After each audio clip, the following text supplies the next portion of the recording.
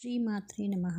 16వ శ్లోకం నుంచి 20వ శ్లోకం వరకు అర్థం తెలుసుకుందాం.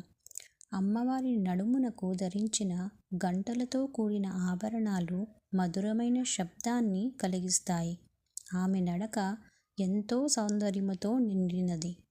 అమ్మవారి మహిమను పూర్తిగా గ్రహించగలిగేది కామేశ్వరుడు మాత్రమే.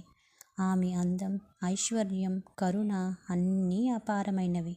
ఆమె మోకాళ్ళు మణికాళ్ళు కిరీటాల ప్రకాశిస్తాయి. కాళ్ళ అందం ఎంతో దివ్యంగా వర్ణించబడింది. ఆమె పాదాలు ఎర్రటి కాంతితో ప్రకాశిస్తూ ఉంటాయి.